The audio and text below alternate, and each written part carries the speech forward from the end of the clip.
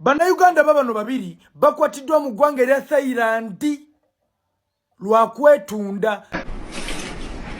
See? 5,000.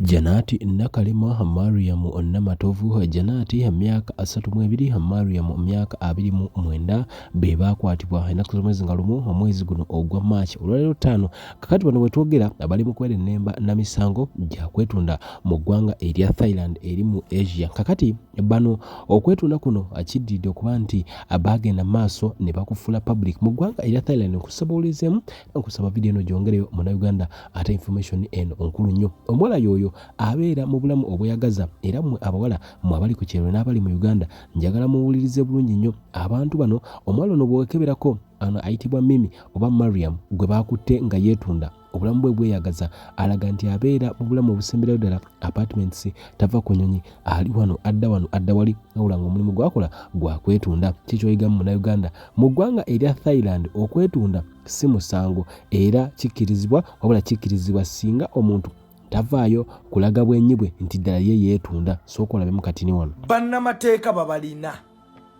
Maria. See? 5,000. 5,000. 5,000 baht to give.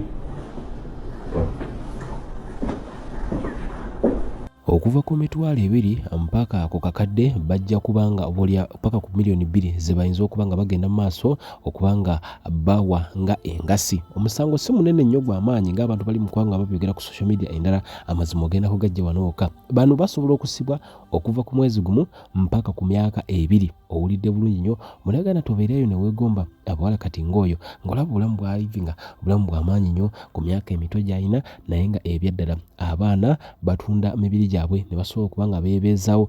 So njagala osooka olabemu ono engeri gy'akitaputamu osooka olabe naye nga bwo emisango gyo gyandibakka mu vvi singa abaana abasanga nga bali mu overstay oba nga baalwayokko nga bayisa mu bbanga lye balina okuba nga babeera mu ggwanga erya Thailand emisango gisobola okulinnya Kabe Kasinge n'emyaka ne gyeyongera. Mu Uganda no bujjo tubiwulira abaana bagenda Thailand ne beetunda waliyo ssente empitirivu.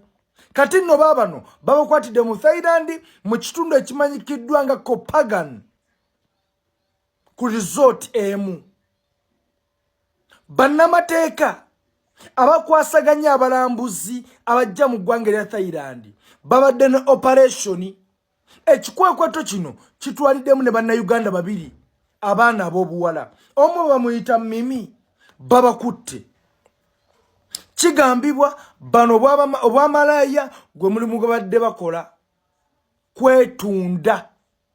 Era nga bamaliriza okwetunda bakwata ssente ne bazisindika eno wa Uganda. Kati nno bano bannamateeka babalina. Mulabe story y'abawala Bannayuganda be bakwatidde Thailand mu bwamalaaya n'okutunda ebiragalalagala. Omanyi abawala Bannayuganda bangi nnyo mu Thailand omwo bakola obwamalaaya n'okutunda ebiragalalagala ne Malaysia n'abalala bangi bakyabakwata. It is just a matter of time. Ngenzeeko ku page y'omu ku abo abawala bamuyita Simayanga Mimi Maria naye nga bw'olaba page ye eraga living obulamu obuli fancy luxurious life, akwata za iPhone 17, ayambala engoye za bay, abeera mu bifo eby'ebbeeyi. Bino ebintu tuze tubinnyonnyola abawala abato abali ebyo. Mulekeraawo okumala geegomba bulamu bw'abawala bannammwe bwe mulaba wano ku social media naye nga temumanyi kituufu ki kye bakola. Nze mbabuulira, some of you are way better mu position eyo mwoli. Kubanga oli bw'anaakubuulira butya bw'akola ssente oba wona amanya butya bwe bakolamu ssente okutandika okubeeramu obwo bulamu bwe balimu. Abamu ku mmwe ekituufu kiri nti temubisobola. Abaana batunda okuva ku makya paka lwaggulo, Mande paka Sande, mwaka kuggwaako ng'atunda omubiri gwe, atunda n'enjaga ya ddiiro. Kyova olaba lwaki zino sitole bwe zituukawo nze nzireeta nnyo ku peegi yange wano osobola ozijjamu ekyokuyiga gwe omuwala omutaali eyo. Guma n'obulamu bwo bw'otambuliramu. Bw'oba olina omulimu gw'okola, kola ofune akasente ko in peace. Obulamu bw'olivinga bwebwo. Live within your means. Omanyi muddanyo wano ku social media ne mutandika okwegomba abawala be musanga wano ne mwagala otandika okukaka obulamu ne mutuuka ku mbeera y'okuba nti mutandika okukola ebintu bye mutalina kukola. Nze sijja wano kuwa magezi nti ndi muzaddewo nti nkuyinako oluganda. You have a right okulivinga obulamu nga bw'oyagala, but at the end of the day ebintu ebimu bijja bakostinga. Nze mbabuulira, nze nzija nnyo wano nensharinga stories zino nenjogera ebintu ebyenjawulo, si kuba nti nze kuwa magezi, kubanga nze nkimanyi abamu ku mmwe oli ne wajja wano n'ayeefula mbu akwadvisinga ekyo kiri nti gw'ogenda kukola ky'oyagala. But I bring these stories as a reminder to you that things are not the way you see them. Yalla. Nendoza okusabiriza katukuli normalize the Uganda. Buli muntu afuna omukisa kusaba. Kye kyatuuse mu ggwanga lyaffe. Watch this. They refused us. They said we are too young. Then you said, even though they are educated or not, let them be. Mr. President, the worship house has grown to be one of the fastest growing churches in Kampala and Uganda. And I don't know why you don't visit us. You only visit Pastor Kayanja, Pastor Serada, but there is another generation, Mr. President. We are there. You are coming, Mr. President. Mr. President is coming soon. Why are you not clapping, people? Be nice.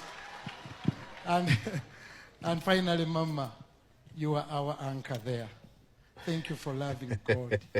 Thank you for, because of you, even in your house there is a pastor. Yali Solomon Male, omusumba.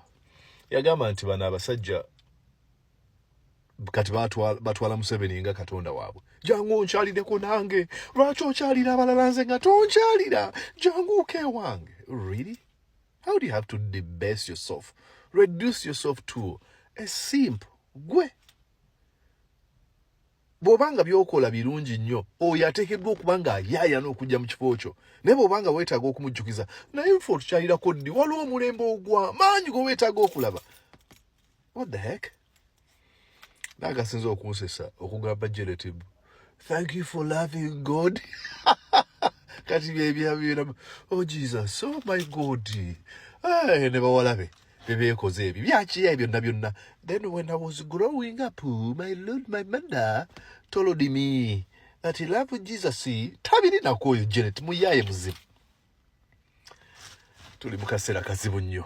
Assalamu alaikum warahmatullahi wabarakatuh. Yenze Haji Arun omusomi w'edduwa asangibwe Bulumagi ku luguudo lw'Ejjinja nkola ku bintu ebyenjawulo ng'emuli endwadde zitawaanya abantu ababulijjo nkola ku abo bonna abalina ebizibu mu mukwano. Bw'oba olina ebizibu mu mukwano jangu gyendi neeyonera nsobole okumalira ensonga. Nkola ku mikisa egy'emirimu, nkola ku abo abaagala okugenda ebweru, muntu ng'okozesebwa amajiini, okozesebwa saitwani, ebyo byonna mbikolako. Osobola okukozesa ennamba z'olaba ku screen oba okuweereza obubaka ku WhatsApp. Shira Price ye agudde mu mbi ebyaddala lwakwogera ku bintu by'atategeera. Ansaba osooka oliremu ono omuwala nga amusomesa politics kyeki tomala gazannya nagajja kwogera bitakwatagana wa.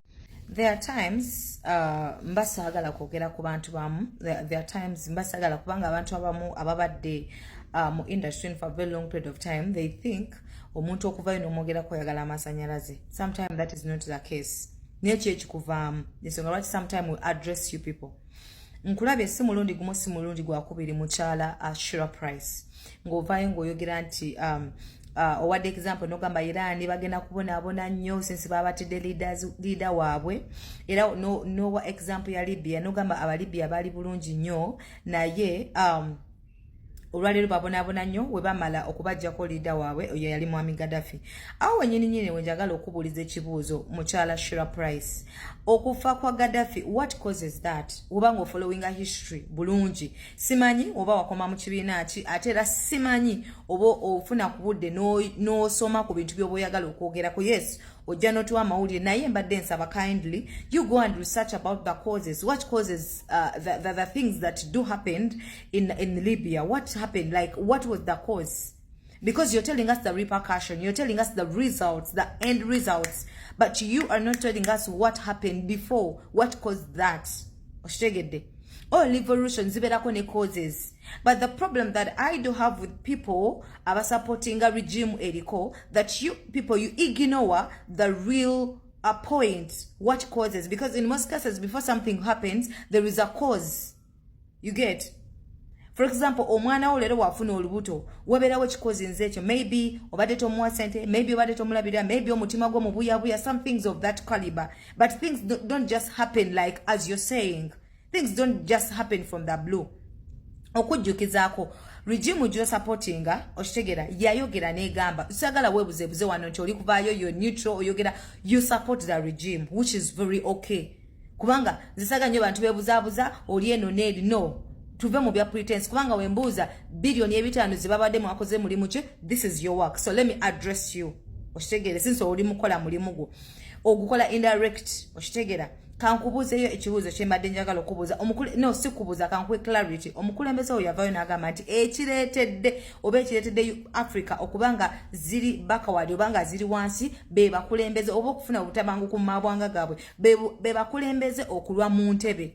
Era nzijukira bulungi nnyo waliwo interview mu musajja omu yagenda n'amubuuza myaka ki emituufu omukulembeze gye yandisaanidde okuva mu ntebe, n'abagamba omuntu wafuna emyaka 75 by nature aba akooye. Oshitegera yandyetaze okuwumula. Wenkubuuliza omukulembeze gwe tulina wa myaka emeka? Oshitegedde ebintu byogerako ebya Libya byava ku ki? What causes that? That is why I've told you, go and read. Muli mukululukanira sente okuva okusaba services, muddeyo musome okusoma kw'abakulu gye kuli. Musabe muzeeyo upgrading education system, musabe muzeeyo ebintu ebiri valid nga naye kigenda kuyamba. Oshitegera olwalero oli mukubirira. What causes that? Goloza bannayuganda lwaki baagala change? Can't you think about that? Gwe mwenyini wavaayo n'ogamba muzeeyi woba okomyewo okolera abantu.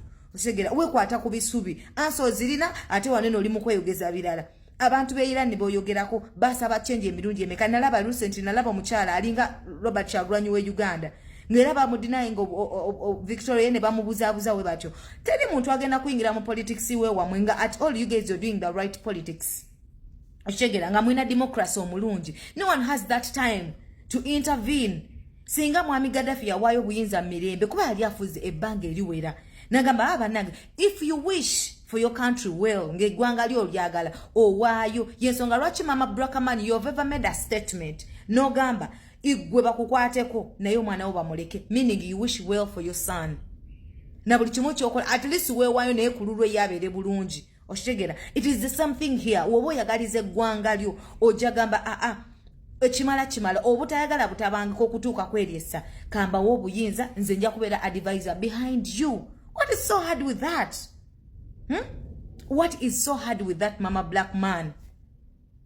Mbuuza bubuuza. Oli mukyala bulungi okola charity, mu charity zo zennyini z'okola. Kati kanku example wavudde waneno ne musondera omwami boda. I thank you so much. Webale nnyo webali eddala. Naye okimanyi nti eggwanga liba teriterekedde nga abantu balina mirimu. Boda gye wamugulidde era enkyo asobola okudda nga bagibbye. Byebino ebintu bye tuli okwaddressing nti twagala eggwanga. Yes, obo bibusobola okuba naye there is minimal. Amateeka gakola, democracy akola, courts zikola. Oshitegera naye boda since tulina mirimu mu ggwanga omwana agenda gye bamugulidde baddemu bamube sometimes twala n'obulamu notasigaza bulamu because of boda.